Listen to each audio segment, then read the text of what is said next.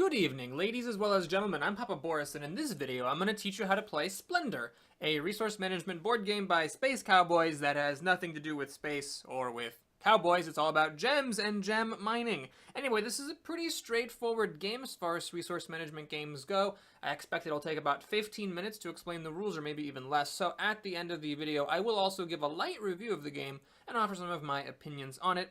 But anyway, all of this will help you decide if this is the kind of game you'd like to buy.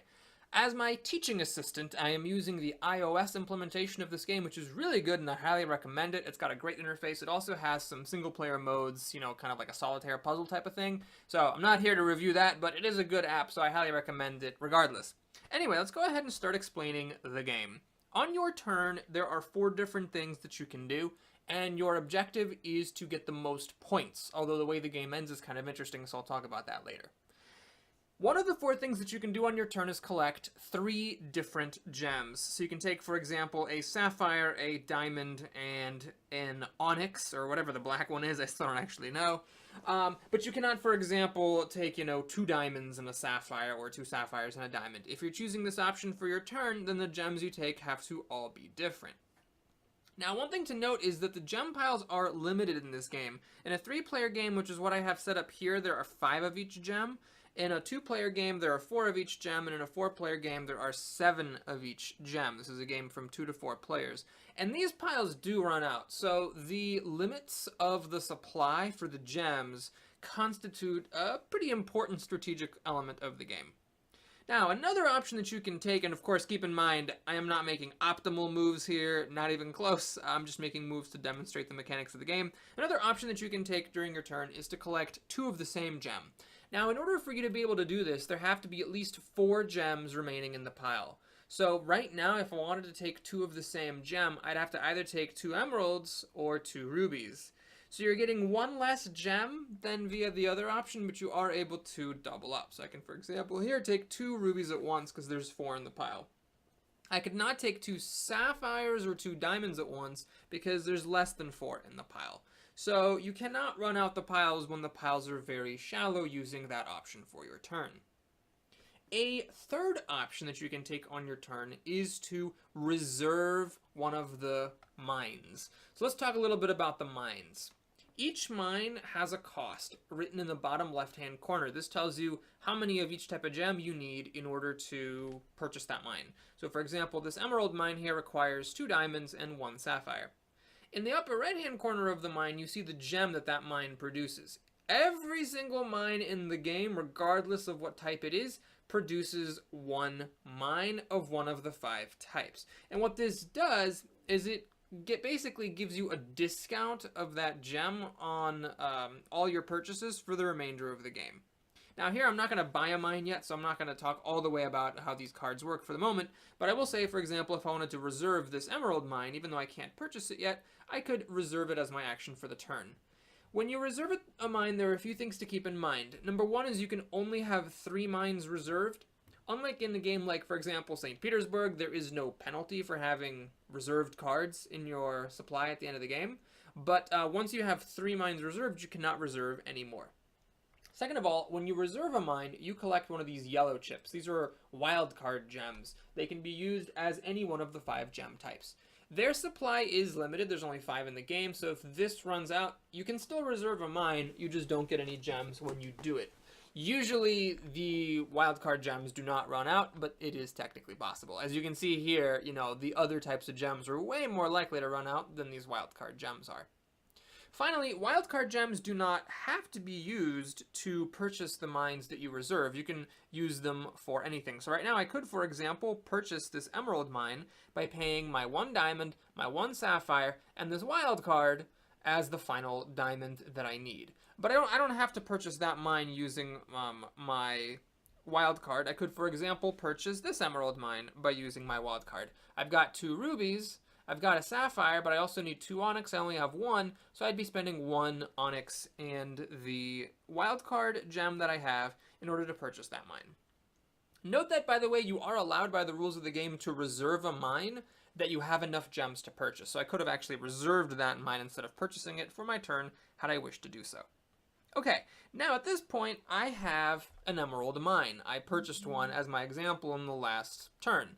So now I basically have one emerald that I can contribute to all of my mine purchases for the rest of the game. Meaning that, if I wanted to purchase this diamond mine here, I would only need 3 emerald gems because I have 1 plus the 3 would give me the 4 that I need. If I wanted to purchase this blue sapphire mine, I would need 1 emerald gem and 2 onyx gems because I have 1 emerald in the form of the emerald mine that I built previously. Note that it is possible that you could buy a mine essentially for free. So like if I had, for example, 2 emerald mines and 2 onyx mines, I could just pick up this sapphire mine on my turn and not have to pay any gems whatsoever. Okay, so that's the bulk of the game. Let's go ahead and talk a little bit about scoring and some of the side rules that you'll have to keep in mind as you play. In each mine card, in the upper left-hand corner, there's a number. Well, not on all of them, not on all of them. As you can see, some of them don't have a number there, but some of them have a number. This is the number of points that you get for purchasing that mine. So the mine that I had purchased before, this one here, it wasn't actually worth any points, so my current score is 0. And if I were to purchase the sapphire mine, my score would stay at 0. But if I bought this diamond mine, for instance, I would actually get 1 point. In this game, there are 3 different decks of cards. There's like the crappy cards, which are worth 0 or 1 point. There's the medium tier cards, which are all worth at least 1 point, and some are worth as many as 3. And there's finally the top tier mines. These are all worth a minimum of 3 points, and at most 5. So we're not seeing any here that are worth 4 points, but they're in that deck. So at the beginning of the game, you're going to shuffle these 3 different decks of cards, and 4 cards from each deck are always shown face up on the table play area so that there are always 12 mines to choose from. Note that if a deck runs out, that doesn't trigger the end of the game or anything. That just probably means the players are doing a bad job. But anyway, if one of the deck runs out, then you just keep on playing until the real end game condition is triggered. So let's talk about that. Once a player hits 15 points, the end of the game is triggered, and you play to the end of the round, which is a little bit interesting. This is different from most board games, so you kind of have to pay attention to this part carefully. Basically, what happens is the first player in this game has a bit of an advantage because they're the first to pick up gems, so they're the first to be able to purchase a mine. And the last player, whoever basically goes last in the first round, that player has a bit of a disadvantage because they're basically always a turn behind all the other players. So what happens is once any player reaches 15 points, you go until the last player has taken the turn, and then the game stops right away. What this means is that if you are the last player and you hit 15 points, then the game ends instantly and you win on the spot. By contrast, if you're the first player and you hit that 15-point margin, then the second player gets to go, and then the third player gets to go, and then the game ends. You can see where this is going. Like if the second player triggers the end of the game by hitting 15 total points, then the third player gets to go, and then the game ends. So when you're the one who triggers the end of the game, you do not get an extra turn. And whether the opponents get a turn after you trigger depends on where they are in the turn order relative to you. Now, once the last player has taken their turn, then whoever has the most points wins. So oftentimes it'll be the person who triggered the end of the game by hitting 15 points. But for example, let's say you're the second player out of 3, you buy a mine that puts you up to 16 points, but then the third player gets a turn to go and he buys a mine that gets him up to 18 points, then the third player would win the game at that point. The other thing to keep in mind in this game are these nobles. So there's a deck of nobles, and you're going to deal out a random selection from the deck at the beginning of the game. So it's not always these 4 people. They vary in each game. There's a whole bunch of them. And what these nobles do is they provide a source of bonus points. A noble will come visit you if you get an appropriate number of the appropriate types of mines. And there's 2 different types of nobles. There's the 3/3/3s and the 4/4s. So the way that this guy works, for example, this dapper-looking gentleman, is that if you ever have 3 emerald mines, 3 ruby mines, and 3 onyx mines, then he will come pay you a visit and you will get 3 points. It's kind of like getting bonus points, but you're not getting the benefit of a mine. These guys don't produce resources, they're just points. It is possible to qualify for more than 1 noble at once. For example, let's say that you have 3 emerald mines, 3 ruby mines, and 3 diamond mines. When you get your third onyx mine, you will qualify for both of these nobles simultaneously. When that happens, you just pick one of them and you get that one, and the other one stays in the play area. However, if none of your opponents claim the other noble in the next round, then on your next turn, at the end of that turn, you can pick up the other noble. So it's not like you miss out on the noble, but if you do qualify for more than one at the same time, your opponents have a narrow, extremely narrow window of basically just one turn to pick up the noble that you didn't take. In other words, you can't get more than one noble in the same round, but you can eventually get all the nobles that you qualify for if your opponents don't steal them out from under you.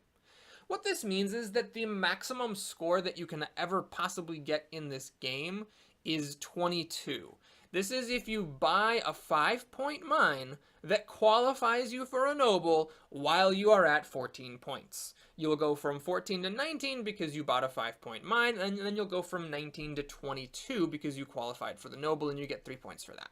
And again, these nobles are taken from a deck, so these are not always the nobles that are there, and that adds a bit of variety to the game. So like in this game, for example, sapphire mines kind of suck the big old dick because none of these nobles give a shit about sapphires, but you can also have a game where every single noble cares about sapphire mines, and that adds a little bit of an element of strategy to the game. The number of nobles is always one more than the number of players, so there'll always be either 3, 4, or 5 nobles in the game. And that pretty much does it for Splendor. Like I said, it's a relatively simple game as far as resource management games go. So I'm going to go ahead and shift into the review mode, if you don't mind.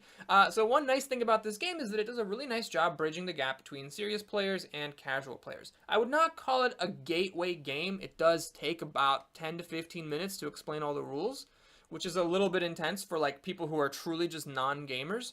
But for example, my fiance hates resource management games. She will play games, but as long as she doesn't have to manage any resources. So she'll play, for example, things like the Pathfinder Adventure card game. She's played Mechs vs. Minions, that new League of Legends game. She's played Coup and Sushi Go and Machi Koro. She's played a bunch of games. As long as she feels like she can make a move without having to think too much about all the different resources and what all the other people can do, she's okay with the game. Now, Splendor's definitely on the upper end of what she's willing to play because you do need to kind of keep an eye on other people's minds and their gems and what they're capable of purchasing, but that is within her grasp, and so this is like the upper limit of what she will play. On the other hand, me as like a hardcore gamer, I love, Through the Ages, and I love Terra Mystica and Agricola. These are all some of my favorite games. I love the hardcore stuff. I'm fine with this game because it has a pretty deep level of strategy. The supply piles running out adds a lot of strategy to the game. The nobles add a lot of strategy to the game. There's different basically paths you can take to victory. You can get a lot of the cheap mines and get like a huge economy so that you can then buy up everything. Or you can purchase the middling and then the higher tier mines a bit more slowly, but getting points all the while, hoping to trigger the 15-point end of the game before somebody with the huge economy can rack up, the resources and get ahead of you. You can go for the nobles, or you can ignore the nobles, or you can just get a key noble at a key moment in order to give you those 3 points needed for victory.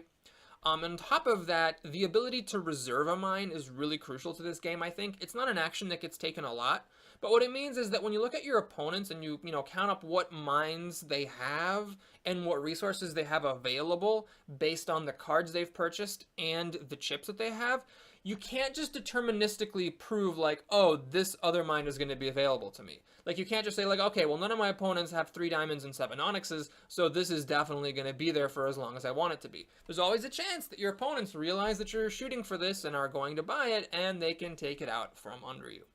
So there's a lot of skill to the game because there's many different levels of strategy. On the other hand, there's also an element of randomness. Each time somebody buys a mine, their turn ends, and then a new mine is put in its place from the appropriate deck. And if the new mine happens to be something really awesome for one of their opponents, something that, for example, they can just buy for free with all their existing mines and not have to pay any gems, then they can get a bit of an advantage. So there's a bit of an element of luck to this, so if you're good at the game, you're going to beat people who are bad at the game more often than they will beat you. It won't be just like a total wet and wild, water slide of chaos, But if you are a little bit worse than your opponents, you still feel like you've got a chance because, luck can go your way. And in a multiplayer game, the chaos of the multiple players competing for all the cards at once can sometimes cause two opponents to bump heads and you can slip through the cracks and win. So all in all, I like this game a lot. It's a pretty nice game that, more casual gamers can play, that more hardcore gamers can play and enjoy. And it's not too difficult to explain the rules, which is always a nice bonus. I also just want to add that I think the iOS app is amazing, and I highly recommend that. The interface is just spectacular, and that's where these board game apps really go awry. All you want to know about the iOS app as far as negatives is that it does drain your iPad or your phone's battery pretty fast. That's a pretty common problem with these games, so make sure you're plugged in while you're playing it, or don't play it in the car right before you desperately need your phone to call the president of China or whatever, so that your battery doesn't just die on you. But as long as you keep in mind that little disadvantage, the iOS app is fantastic. Anyway, I hope you enjoyed this video. Thank you so much for watching it. Please like and or subscribe if you did, and I will be back soon. I'll play a game against the AI just so you can see how that goes, even though I'm not a particularly great player. So I'll do one more video on this game, and if you enjoyed, I hope you purchase it and give some support to Space Cowboys and whoever, made this app. Take care, everybody. I'll see you again soon.